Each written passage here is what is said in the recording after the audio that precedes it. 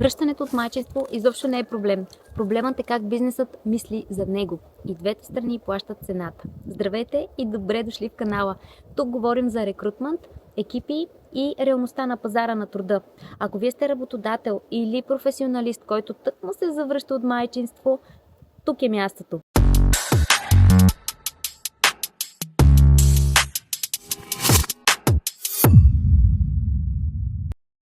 Този епизод е малко по-различен. Заснете сред природа в моменти, които съм успяла да си открадна далеч от вкъщи.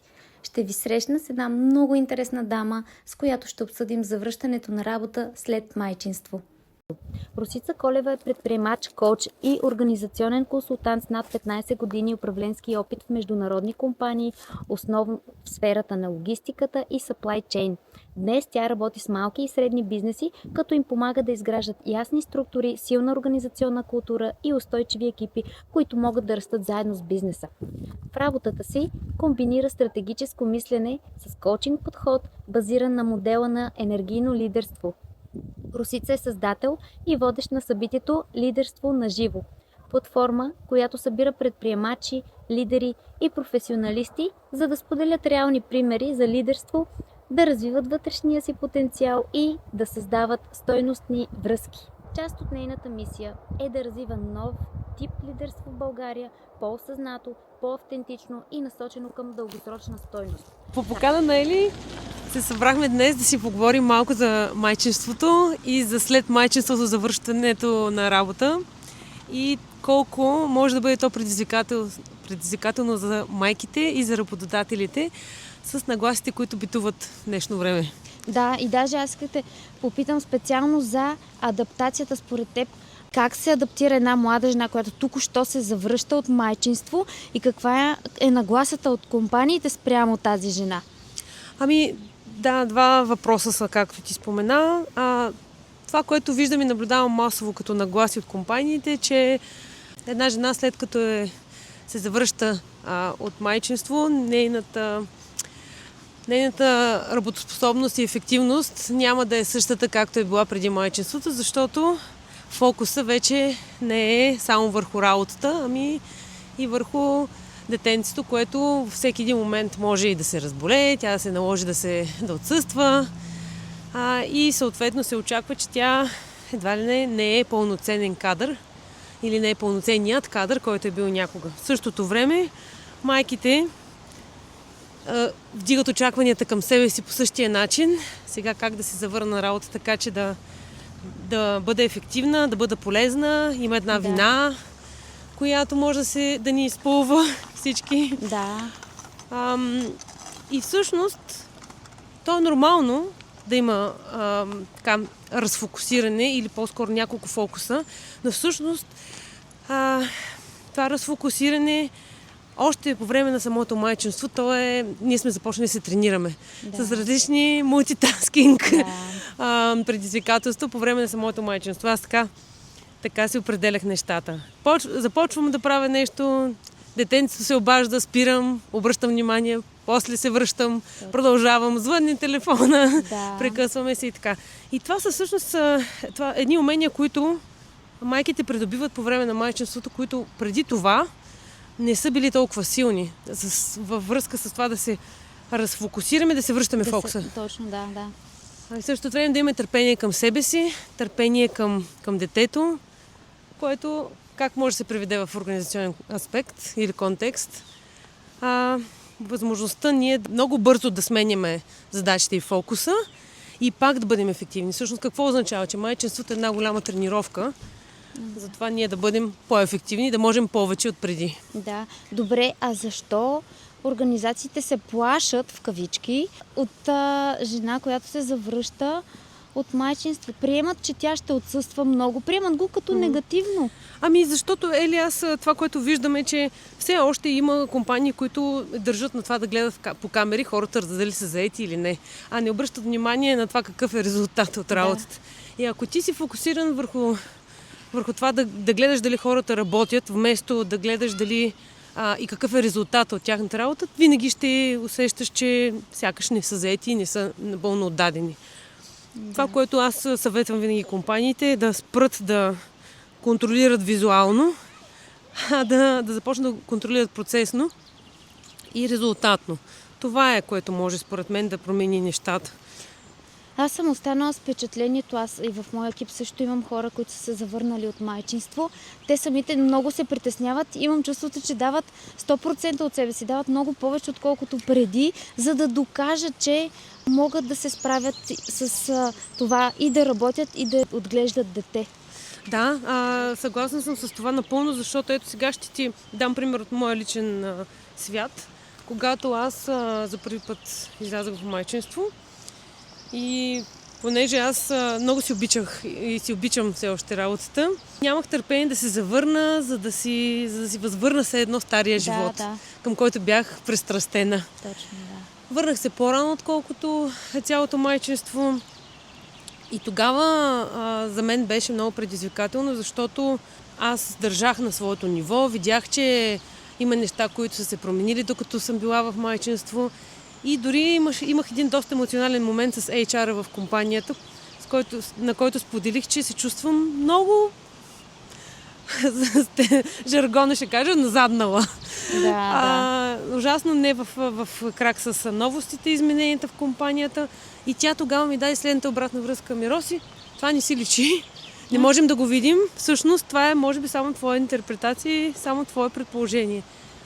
Аз се замислих много за това, защото реално ние майките, създавайки тези високи очаквания за себе си, връщайки се на работа, живеем в една друга реалност, която е на високи постижения, на високи стандарти, на високи очаквания, които не са така реално. Да.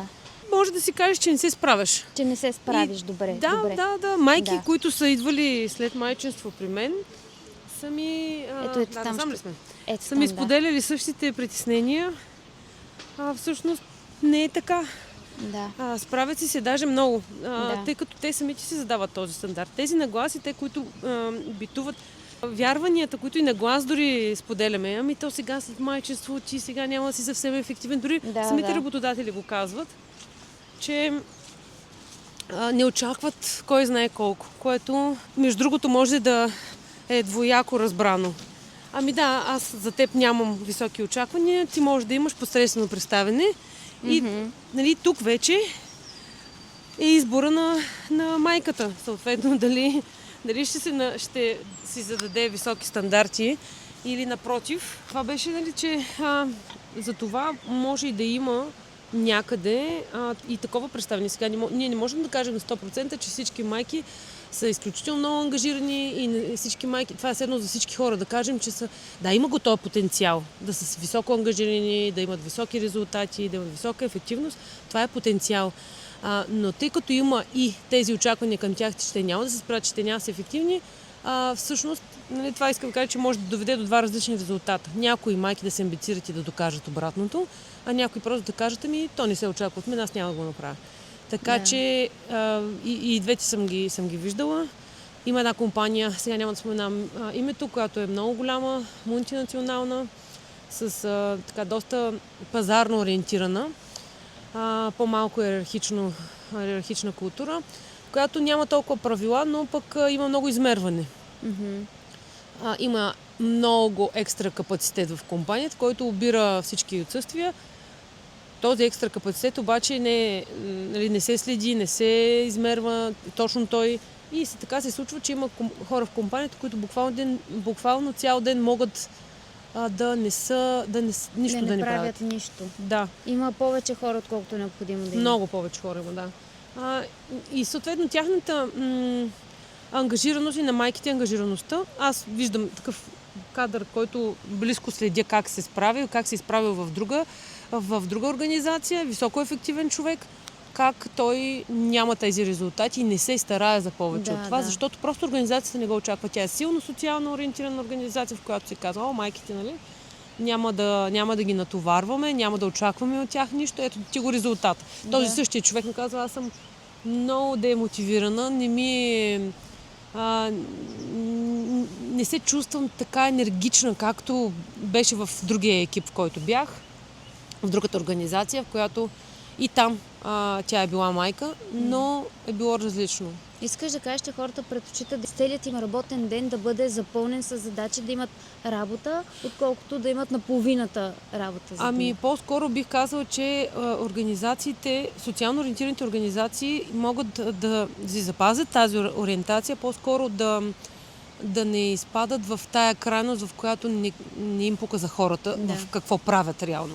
Защото тази организация се изкривила цялата и пазарна ориентация и измерването в организацията до едно чисто просто презентиране на резултати, вместо наистина да има и то всъщност по отгоре надолу тръгва неангажираността на хората. Точно, да. И когато ти кажеш на младата майка, завърнала съм, аз не очаквам от теб да си ефективен, те просто не са ефективни. Да. Това искам да кажа. Но в други организации, ето сега аз работя с такива, в които те са доста по-малки организации, тип фамилна и иновативна култура, която има майки, които се очакват. Нагласата е, че те няма да бъдат напълно ефективни, затова не може да се разчита на тях. Но пък от екипа, хора, които са работили с тези хора, с тези майки, разбирам, че те са много надежни, много качествени служители и според мен те си имат потенциала да бъдат същите, ако средата го предостави. Този момент на адаптация сигурно е важен. Как би трябвало той да се случва правилно? Първо с свобода. Защото майките, за да могат да жонглират с всички приоритети, трябва да могат да ги нареждат. И ние, ако искаме резултат, просто, според мен, свобода да го постигнеш както ти решиш, но да знаеш и яснота какво се очаква от теб. Да, яснотата. Да. Те са били 1 или 2 години само с детенцето си, изведнъж се връщат в работната среда. Дали е объркващо за тях? Със сигурност има момент, в който още повече, че на едната дама, която очакваме да се върне в компанията, няма да е същата позиция. Да. Тъй като компанията се е променила, има вече други нужди, ще трябва да се направи онбординг наново, според мен, и план за развитие на човека с точни, ясни, конкретни очаквания на първи, втори, трети, първо 3 месече, да кажем. И това е яснотата, за която говоря. Какво се очаква от теб и съответно колегите, които са в екипа, те да имат търпението да се съобразят. Всички сме различни хора. Всички, един е майка, друг е човек с определено конкретно състояние, да кажем, да не кажа заболяване, но то изисква някакво съображение. Трети има други лични неща, които му влияят върху представянето. Често съм чувала, оставяте си лични неща вкъщи и на работата сте служители. Не става така, не може да го отрежеш. Последният човек, който се върна от майчинство при нас, няколко месеца преди тя да се завърне, се видяхме, за да изясним какви ще бъдат нейните задачи в първите месеци, за да е и тя спокойна и да знае, че все пак има какво тя да поеме, защото пък някои хора се притесняват, че минали са 2 години, нещата са се променили в компанията и може те да се окажат излишни. Така че взаимно се успокоихме, че има план, всичко ще бъде наред, има задачи. Първо ще започне плавно, по-малко, докато свикне, защото аз също съм майка и зная, че да се завърнеш от гледането на дете към това да имаш 100 задачи в работен план е много трудно. Просто мозъка функционира по друг начин. Но веднъж свикнеш ли, оттам нататък мултитаскинг не те плаши по никакъв начин. Абсолютно. Така че това според мен беше правилното. Бих го прилагала занапред с всички майки. Ние имаме още 3 майки, които тепърва ще се завръщат. Виждаме се или се чуваме преди това месеците, после започва бавно, даже на нея предложихме петъците да не работи, а само от понеделник до четвъртък. Те имат и много отпуск майките, който така или че трябва да започнат да го взимат, така че това също помага. Да, много поздравления за теб. Благодаря. Че си подходил по този начин. Между другото, осъждането, което битува също към майките, че те са осъдителното отношение, направо ще го кажа, защото то идва от хора, които не са били майки или са мъже и които не са преживяли да станат родители, за да могат да го разберат. И точно тази емпатия, която ти можеш да развиеш, тук става въпрос наистина да разбереш какво стои от другата страна, а ти помага. И всъщност, ето виж колко е просто. Ти знаеш как, че този човек отсреща има ценност, има какво да даде на компанията и по какъв начин можеш ти да създадеш предпоставки тази ценност да излезе напред. Това е, което имат нужда компаниите да виждат. И аз като коуч всеки ден си благодаря, че съм имала трудности в живота, които са ми помогнали да разбера хора, които идват при мен за коучинг. Като майчинството е една невероятно трудна роля и също време много възнаграждаваща. Всички тези трудности казват, които не ни убиват, правят много силни. Но ръководители, които определено не са минали не са се докоснали през родителството, им е много по-трудно да разберат, бързо осъждат и не дават възможност за развитие на тия хора, от което губи компанията. Реално. Между другото, връщайки се на работа след майчинство, почти всяка майка, за да не генерализирам, но смятам, че всяка майка е зажадняла за това разнообразие, тая работна среда, колегите, социализацията, която е била иначе на площадката с други майки. Да. И темата е била една и съща, свързана с деца. Аз много често го чувам от мои приятелки. Нямам търпение да се върна и това не е защото иска да се отърве от детето, а просто има нужда да живее живота, който е имала преди. Плюс това, че вече е родител, още по-хубаво. Нали? Живота вече става толкова пълен и с смисъл, но тази социална среда липсва много, когато си само с детето. Абсолютно. И знаеш ли какво забелязвам също, че понякога заради този натиск, който има към майките и осъждането и така ограничаващи вярвания на средата, майките не смеят да показват себе си в различните си роли пред детето. Давам ти пример. Със себе си отново. Аз правя лидерство живо в Пловдив. Нямам на кой да оставя децата си. Много често се случва така, че трябва да взема поне едното с мен. Другото пътуваме стотици километри, за да го оставим на някои родители. Да. Другото е с нас. И така с една дама си говорихме, която ми показа този ъгъл.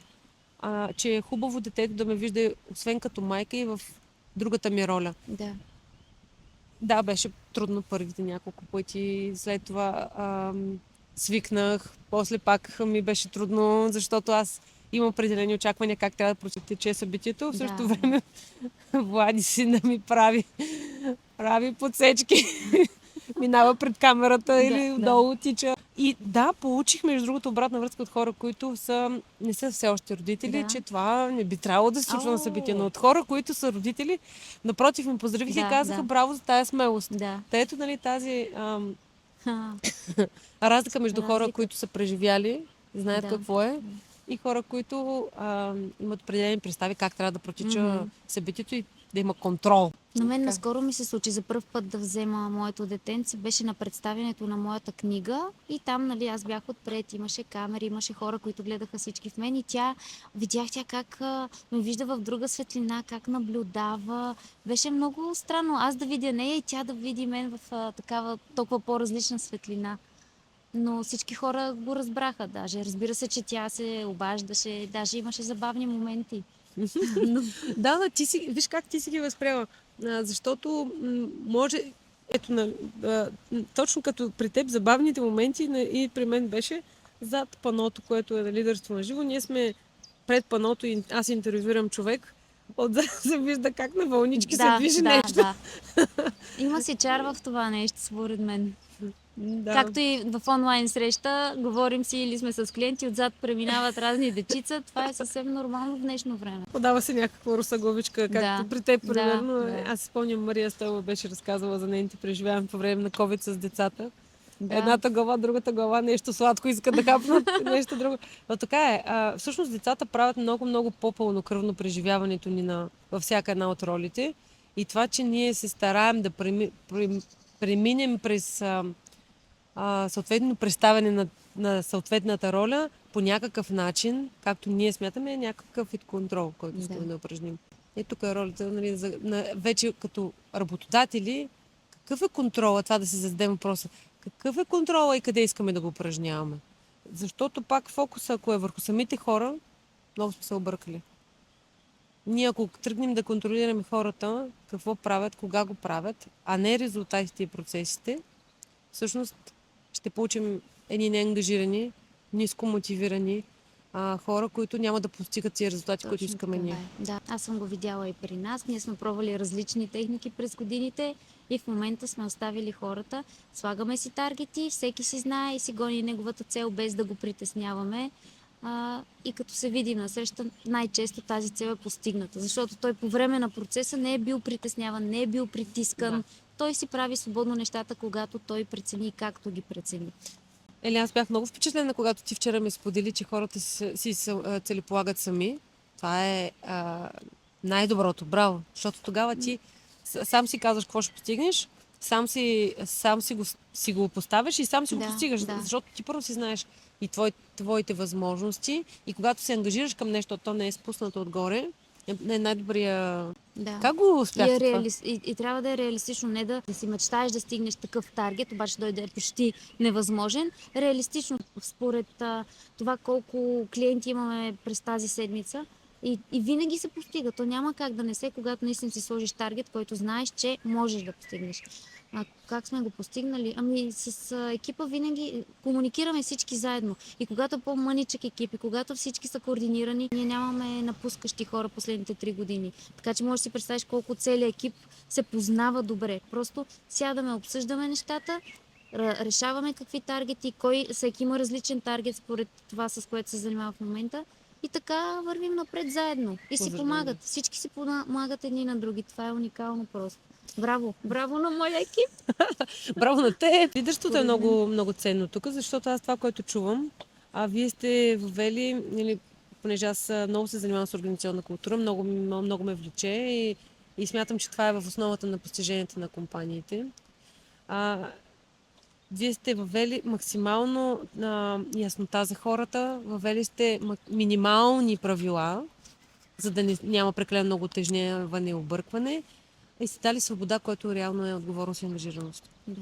Така че поздравления за вашия подход и за това, че могат хората да работят те да изберат как да свършат работата, те да изберат, защото стратегията на всеки може да е различна, това да стигнеш от точка А до точка Б, а на всеки може да е различна. Аз това го разбрах също доста години ми трябваха. И на мен, да. Да, много се месих в екипите си, много исках да им кажа как трябва да го направя, защото моето беше най-доброто. Да. Май всички лидери са минали през такова нещо, докато осъзнаят, че всеки си има неговия начин. Да, как няма значение. Това е едно недоверие, което ние си мислим, че е към другите, всъщност е към нас самите, защото когато ти имаш пълно доверие на себе си, че ти си избрал правилните хора, дал си им каквото трябва като информация, те работят с тази информация, те ще стигнат до крайната точка. Разкажи ми за теб. Какво правиш ти в момента? Аз с едно изречение ще кажа, живея живота на своите мечти.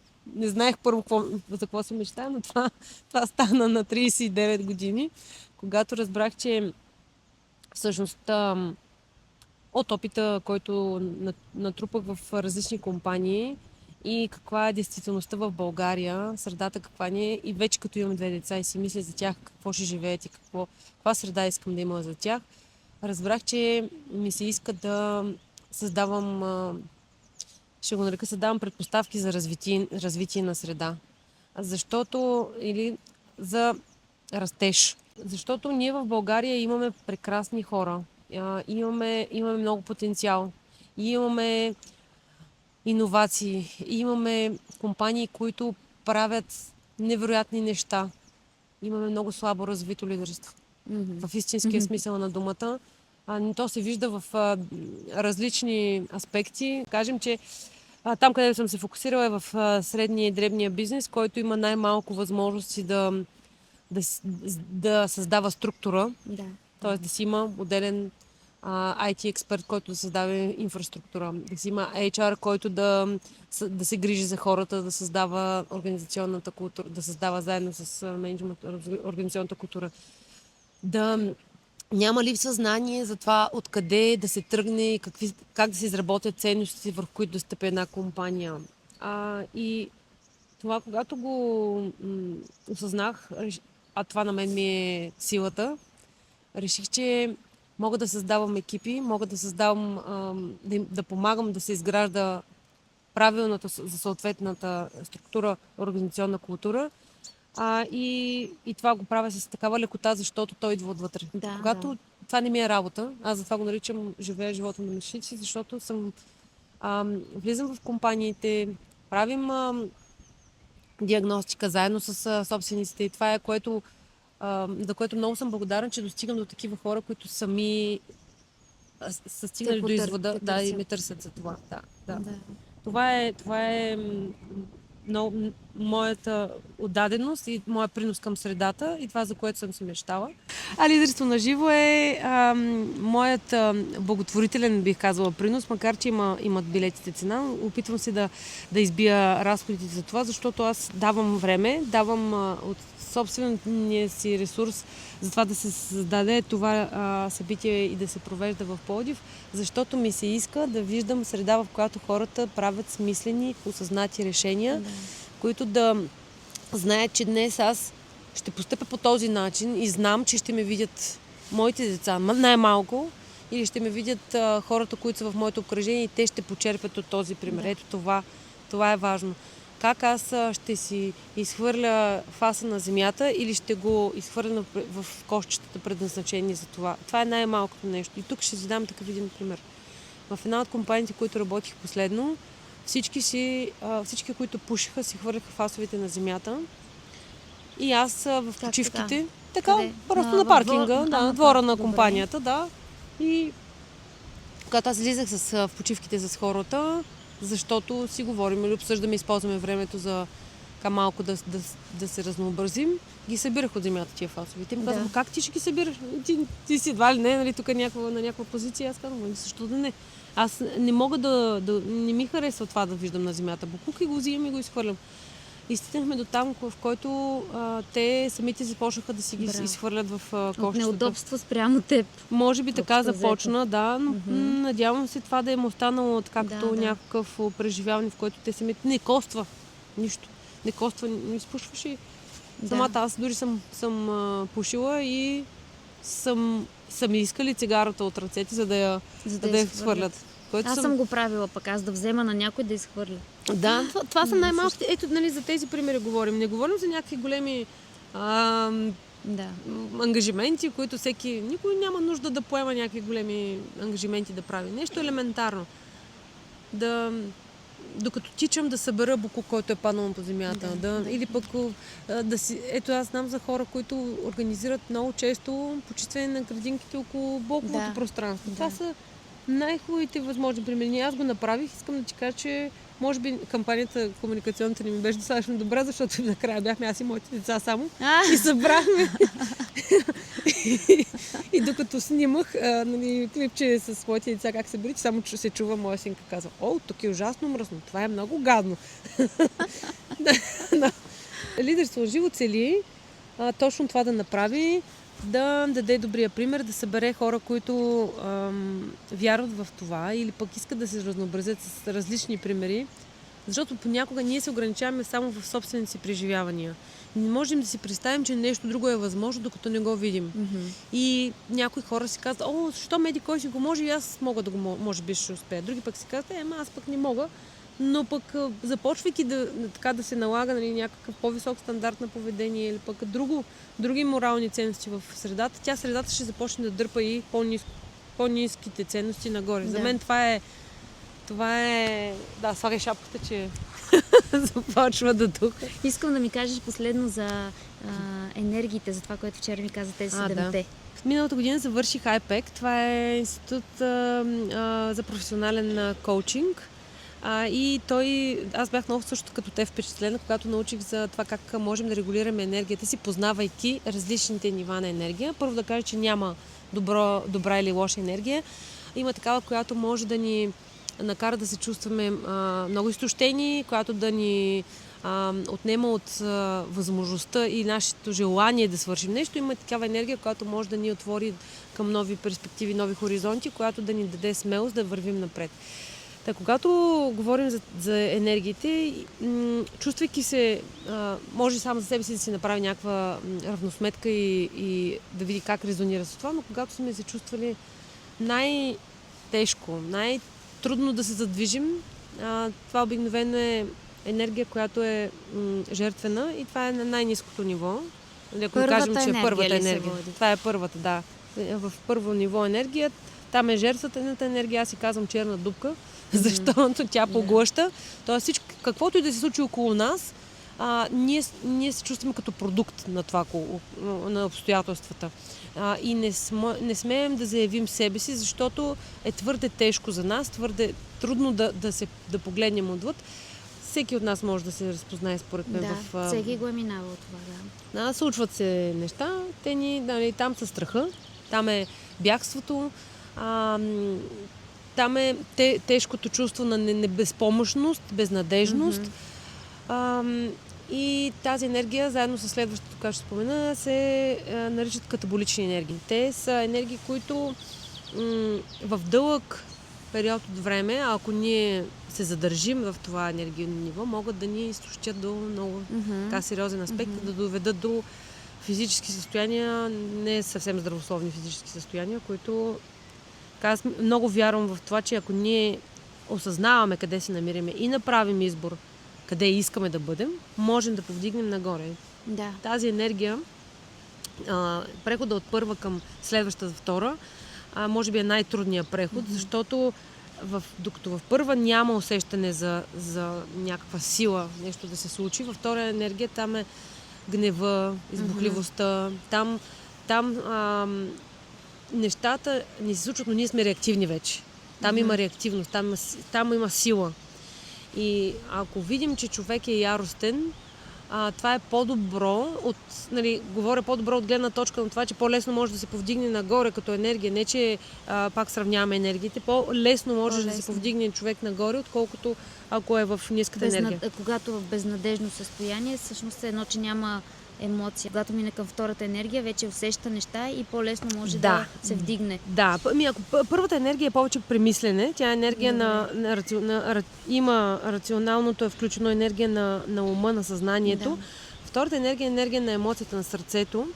Ако това го обърнем в организационен аспект, е интересно, защото има хора в екипите, които може да забележите, че се оплакват. Те са винаги, каквото и да се направи, те не са доволни. Негативно настроени. И тези хора обикновено не искат да дават предложения. Или ако дават, те не участват в изпълнението. Тяхната активация се случва тогава, когато до такава степен може да се стигне тяхното недоволство, те да започнат да се ядосват. Да. Това вече те ги активира и може да се работи с тях, да се повдигне енергията. Трудно е това, не казвам, че е невъзможно, трудно е, но лидерството трябва да е много силно и да може да ги разбира тия енергии, за да може да знае как да активира на следващото ниво. Идеме към децата вече. Да вървим. Ще вървим и докато стигнем седмата енергия, ще сме стигнали при децата, които сме ги оставили с мъжете, с мъжа на Роси. Това се казва комбинативност, ели браво за това. Само не знам като дариш да не се изпънеш. Не. Добре, така. Аз мога да мултитасквам, сещаш ли се? Да, ти си майка, виж как те подцених много бързо. Третата енергия са и такива хора, може би сте срещали, може би в себе си да го откриете. Енергия, в която се тая. Те нещата се случват и ясно ми е, нищо не може да направи. Тази енергия не ми хареса. Тя пак преминава повече на съзнание, в смисъл такъв нещо, което се преработва рационално, повече рационализиращо, но тя е осъждаща. Там все още не самата енергия, самият човек, който е в тая енергия, е осъдителен към ситуацията, но го някак си казва, че го приема. Приема го с осъдителност. Добре, да. It's fine, казват хората ни. Окей, но не е съвсем окей. Да, се тая. Да, точно така. Тази енергия е добре дошла за ситуации, в които ние знаем, че не можем нищо да променим, така или иначе. Защото няма нужда да се тормозим наистина за неща, които не са в нашия кръг на влияние. И понякога иска ни се да е различно, както аз бих казал, да кажем, искам да е различна ситуацията в България с политиците. Само, че какво мога да направя аз като отделен човек? Мога да дам добър пример със себе си. Това мога да направя. И само си махна очила, че не обичам с очила да гледам към камера. Така, да се вижда лицето. И така, четвъртата енергия вече много сериозно скача в анаболичното. Нали, до сега първа и втора говорихме за катаболни енергии. Анаболните енергии са от трета нагоре. Те са тези, които разцъфват, тези, които разгръщат потенциала на хората. Ако един лидер се държи осъзнато в анаболните енергийни нива, той може да помогне наистина да разгърне потенциала на хората си до неузнаваеми нива. В четвъртата енергия това са лидерите или хората, които имат много майчинско чувство. Аз се свързвам с майчинската енергия. Майчината енергия, която се раздава безкористно. Майчината енергия, която помага. Която се съзидава. Обаче безусловно и без да се щади. В четвъртата енергия няма граници. Искаш да кажеш, че лидера приема екипа си по такъв начин ли? Да. Тоест лидера скача на всяко едно предизвикателство да защитава своя екип. Да защитава, да подкрепя, да бъде там, да решава проблеми, които може би са ценни екипа си да ги реши. Да. Да кажем, че този лидер, такива лидери много често са тези лидери, които отговарят винаги на телефона си, когато отговарят в извънработно време, които са на линия, независимо какво се случва с тях. Ще дам пример с себе си. Да. Колко пъти съм лежала в болница и аз съм с лаптопа. Аз работя, вътре ми се смеха сестри. Нали? И това го правиш до пълно изтощение. Там риска е да не можеш наистина да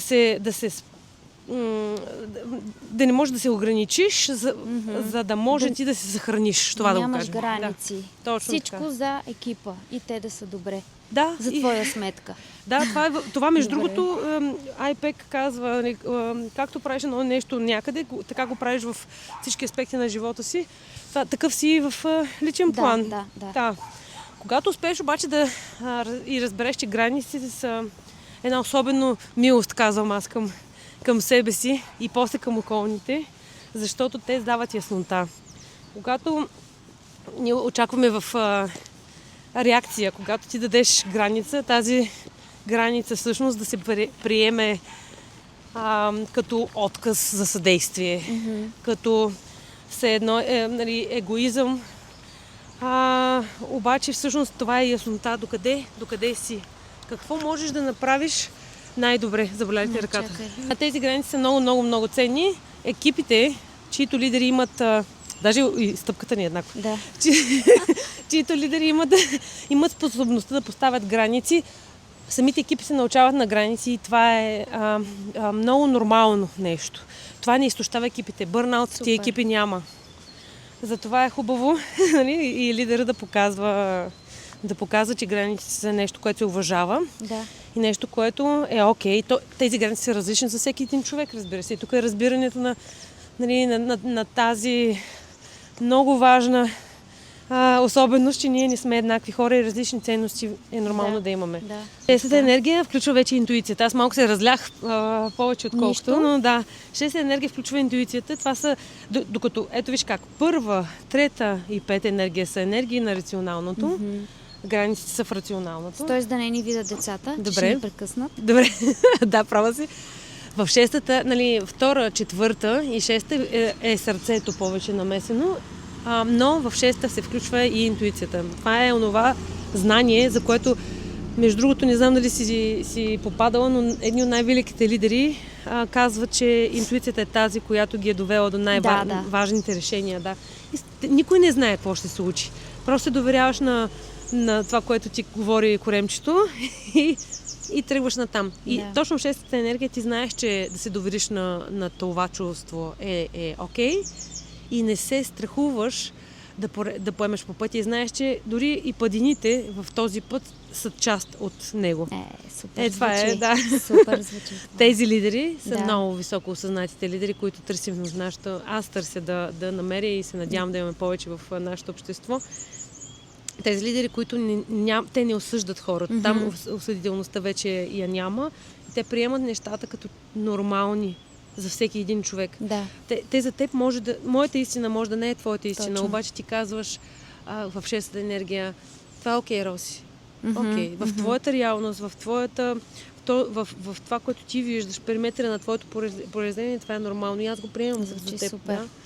Така че и вече седмата енергия сме абсолютната страст. На върха. Да върха там, където наистина няма каквото да се случи, то е нормално.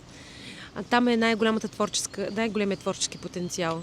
Когато сме в тази енергия, казваме, че сме в поток. Да, супер. Нещата се случват. Ние приемаме отново провалите, казвам в кавички, като част от пътя. И създаваме от тях дори, успяваме да създадем възможности. Нещо. Да. Супер. Пожелавам го на всички да успяват най-вече да се идентифицират къде се намират и да си поставят цели къде искат да бъдат повечето от времето си. Да.